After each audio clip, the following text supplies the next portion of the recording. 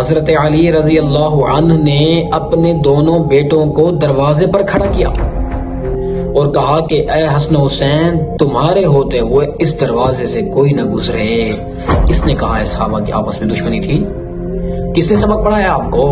کس نے کہا کہ صحابہ کے دل میں آپس میں بغض و عناد اور عداوت تھی؟ دیوار پھلانگ کر باغی اندر گھسے تو حضرت عثمان رضی اللہ عنہ کو جب قید کر لیا گیا اور حضرت علی نے پوچھا تھا کہ آپ کو جب بھوک اور پیاس لگتی ہے کرتے کیا ہیں، تو انہوں نے کہا تھا نماز پڑھ لیتا ہوں، قرآن پڑھ لیتا ہوں۔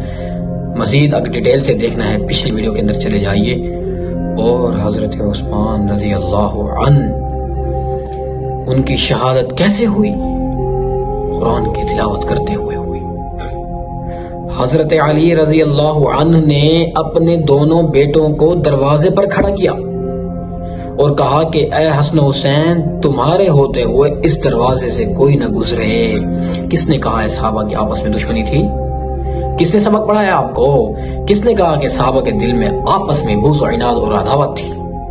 حضرت علی خود کھڑا کر رہے ہیں اپنے بیٹوں کو کہ جاؤ عثمان کے دروازے پر کھڑے ہو جاؤ، باغی تمہارے ہوتے ہوئے دروازے سے گزر نہ سکیں، اگر گزر گئے میں تم سے پوچھوں گا کیوں گزرے۔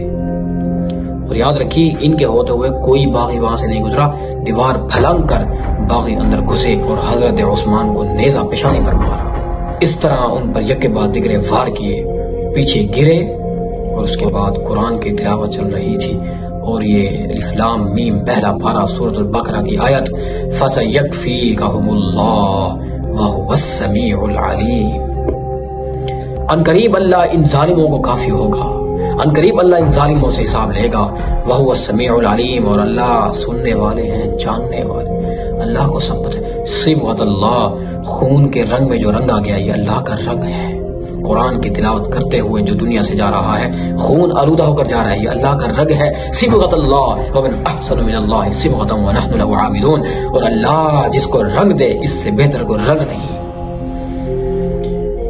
اللہ کی محبت میں گئے، اللہ کے قرآن کی تلاوت کرتے ہوئے گئے۔ تو یاد رکھیے گا روز قیامت اللہ شہداء سے پوچھیں گے بتا شہید تیری شہادت کی گواہی کیا ہے؟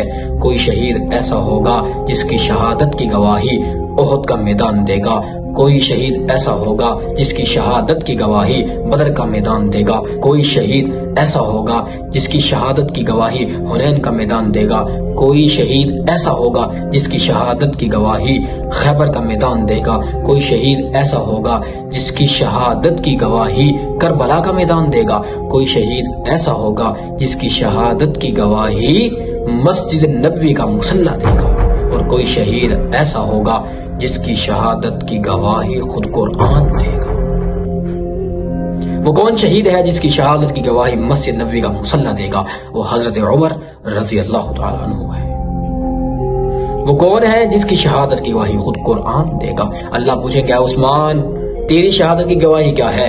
حضرت عثمان کہیں کہ میں نہیں بولتا، خود تیرا قرآن بولتا ہے۔ فَسَيَكْفِيكَهُمُ اللَّهُ فَسَيَكْفِيكَهُمُ اللَّهُ۔ آج بھی اسی آیت پر جو نسخہ آج محفوظ ہے ترکی کے اندر جا کر دیکھیے، اس پر خون کے چھینٹے حضرت عثمان کے موجود ہیں۔